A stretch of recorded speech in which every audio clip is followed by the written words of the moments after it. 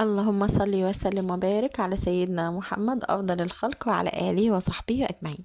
ازيكم عاملين ايه؟ وحشتوني جدا. يلا بينا نكمل بقية سلسلة التنظيفات بتاعة رمضان. احنا خلصنا الأوضة الكبيرة، هنعمل بقى أوضة الأطفال.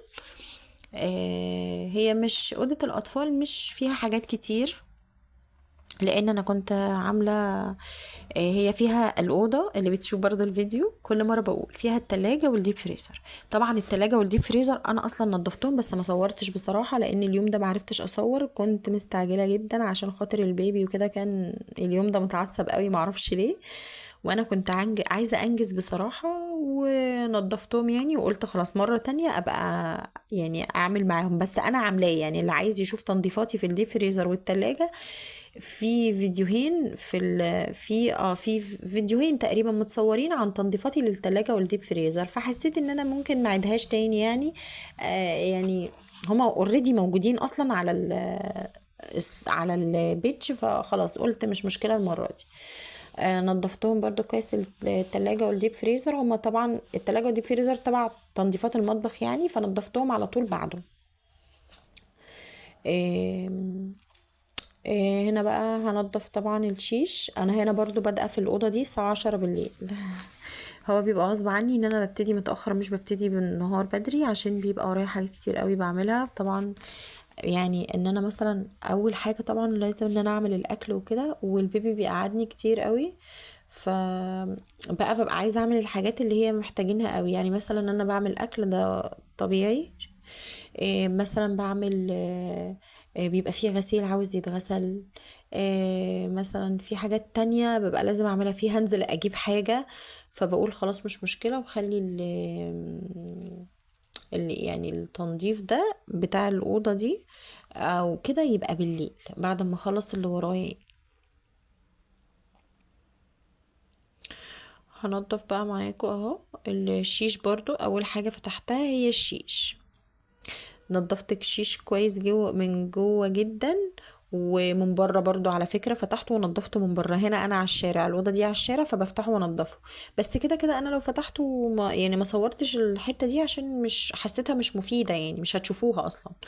بس نضفته من جوه كويس جدا ونضفته من بره كويس جدا، ف بقى تمام يعني. ولما وبجيب برضو الفوطة دي لما بحس ان في حتة عايزة تتلمع بلمعها، مع ان والله هي المكنسة بتشفط التراب كويس جدا، فخلاص هو بيبقى اوريدي خلاص بيبقى تمام يعني. الستاير برضو مش هنزلها ومش هغسلها، لان انا كنت غسلاها وهي ما فيهاش اي حاجة، هي تمام. بجيب بقى، وفي شباك هنا على فكرة فوق السرير ده انا برضو عملته كويس جدا. انتوا اكيد شايفين، بصوا الوزرة بتاعته دي، هو ده الشباك. واللي تحت ده خروف ابني. هلمع كويس جدا الشباك بتاع الظهر بتاع السرير ده برضو بالملمع بتاع الخشب، وبنفض السرير كويس، وعدلت الكفر بتاعه. الكفر بتاعه نضيف برضو، الكفرات دي نضيفة. انا عندي بدل كفرات بدل، يعني ببدل فيهم. كنت غاسله كنت لسه مبدلاهم، كنت غاسله التانيين، شلت التانيين وحطيت دول بدلهم. انا مش عارفه ليه بحب افرش الكفرات دي في الشتاء، يعني الكفرات اللي بتبقى ماليه المرتبه من فوق لتحت دي، ما اعرفش، ما تسالونيش ليه، بس بحب افرشها في الشتاء اكتر. والتانية بفرشها في الصيف، اللي هي بتبقى باستك دي وبتتعمل. هفرش الملايات اهو. الملايات دي دي الملايات دي زي ملايات الاوضه الكبيره. بصوا، هو انا والله انا وانا بجيبها اصلا انا ما كنتش فاكره ابدا ان هي طقم، يعني انا ما خدتش بالي خالص ان انا جبت حاجتين شبه بعض للاوضه الاطفال والاوضه الكبيره.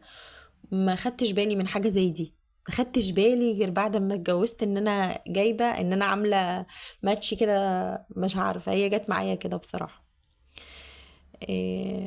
فرشت السرير بقى، وهفرش هحط الخدديات والمخدات،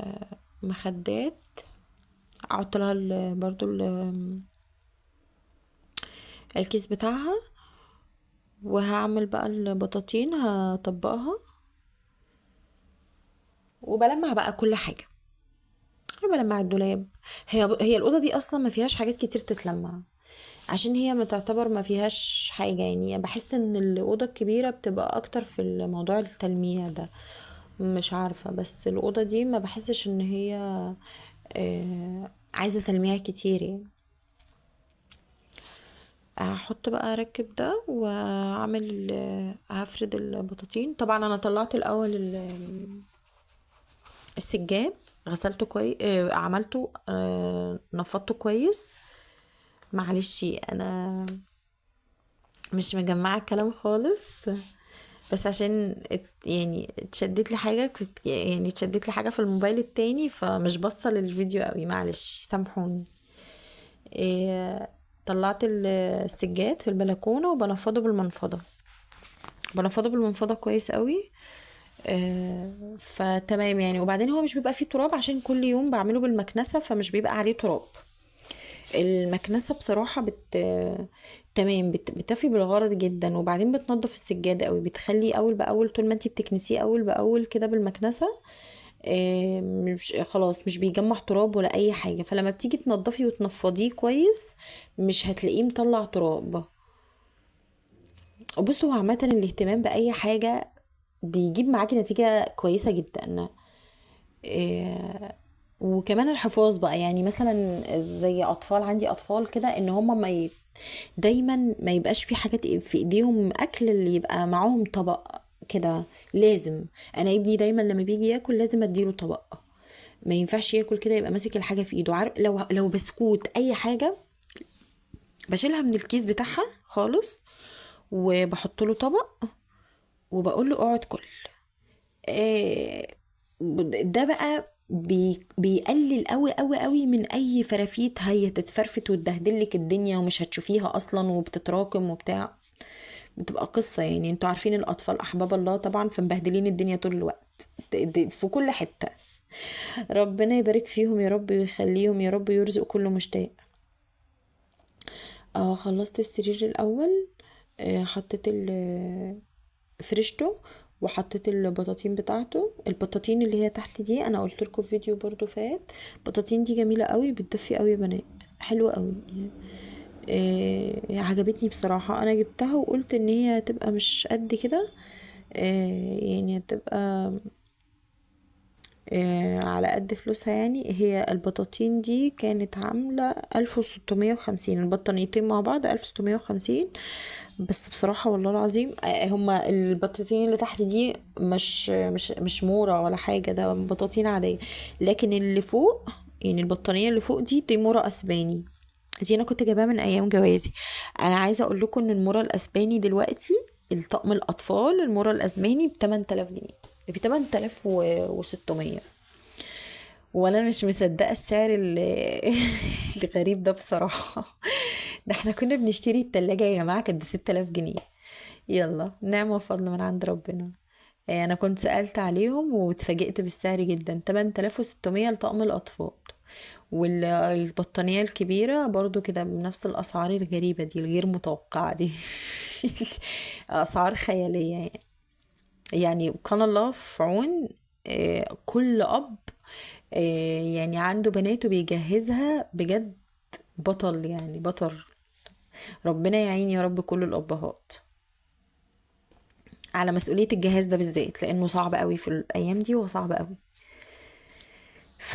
البطانية اللي هي تحت دي هي عادية، بس والله العظيم اقسم بالله بتدفي جدا، بتدفي جدا جدا. الوبرة بتاعتها عالية قوي وبتدفي والله. يعني هي مش بكتر مش بالمبلغ الكبير والله يا جماعة، والله ما بالمبلغ الكبير خالص. انا ما كنتش متخيلة ان هي ممكن، انا جبتها قلت عادي بقى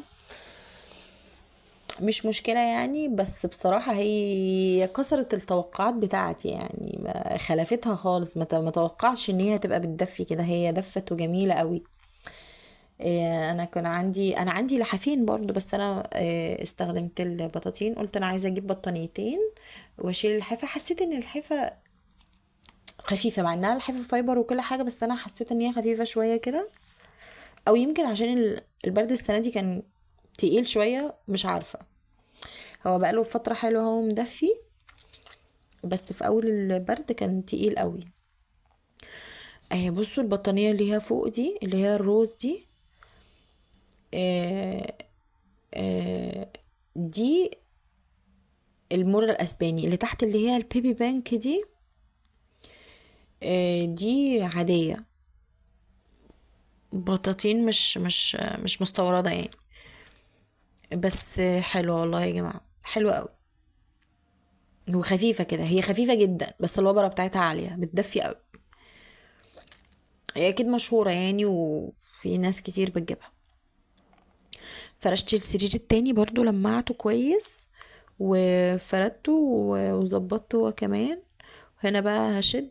انا شديت الحاجات اللي جنب التلاجة دي عشان اعمل من المكنسة، وشديت التلاجة كمان على فكرة، بس ما صورتش لان كان صعب قوي ان انا اصور التلاجة وانا بجيب من وراها يعني. فشديت التلاجة وجبت من وراه. وهنا برضو الديب فريزر جنبه الجزامة والحاجات اللي هي ورا الأوضة دي، ورا باب الأوضة ده السلم وترابيزة المكوى. شدتهم برضو. ما انا بجيب بقى خلاص بشيل كل الحاجات دي بقى وبعمل بقى، بجيب بقى من تحتها بالمكنسة وبعمل بالشرشوب على فكرة يعني، بسيق برضو تحتهم بس مش بجيب وانا بعمل تحتهم. انا مش ببقى عايزة اطول الفيديو بصراحة عشان ما احسش ان انا تقيلة او ان الفيديو رخمين. انا بجيب لكم التفاصيل اللي هي الدقيقة قوي. هعمل بالمكنسة بقى. وبرده الديب فريزر على فكرة انا فاصلاه اهو قدامكم. شديته برضو وجبت برضو من المكنسة تحته وعملت بالشرشوب عشان اكيد بيبقى فيه برضو عفرة او كده. فجبت برضو من تحته ولمعت برضو بالشرشوب. هنا بقى كنت بكمل بقية الأوضة. أنا قلت هجيب من تحت الحاجات الأول عشان ما ينفعش إن أنا أكنس خارج كده وبعدين أشد. ما أنا هجيب تراب يعني. أنا لو كنست هنا الأول وبعدين شديت الحاجة، ما أنا هرجع تاني هجيب تراب مكانها تاني عشان الحاجات بتبقى متعفرة من تحت وكده. وبرضو مسحت المراوح من تحت كده برضو لمعتها عشان كان فيه تراب عليها. وهعمل بقى بالشرشوبة بتاعتي برضو. جبت الجردل وحطيت فيه كلور، ألف بكلور. انا بحب الكلور في المية، بينضف وبيعقم يا بنات جدا جدا. معقم قوي، اقوى معقم. انا بالنسبة لي الكلور اقوى معقم، حلو قوي. بيخلي السيراميك يلمع اصلا. ومية برضو سخنة. والديفاتول ده، الديفاتول ده حلو قوي، ريحته جميلة، عجبني بصراحة. اللي هو بديل الديتول ده كانش غالي يعني، تقريبا ب50 جنيه، بس حلو قوي، بديل جميل. خلاص كده لمعت. بصوا الارض واستنيت بقى خالص لحد ما الارض نشفت وخلاص. وطلعت جبت السجاد وهفرشه بقى وهرجع كل حاجة مكانها وخلاص كده. والحمد لله خلصنا برضو من الأوضة بتاعت يبقى خلصنا الأوضة المطبخ والأوضة الكبيرة وأوضة الأطفال. فاضل الصالة بقى ونعلق زينة رمضان مع بعض. وكل سنة وانتم طيبين. استنوني فيديو جديد. السلام عليكم.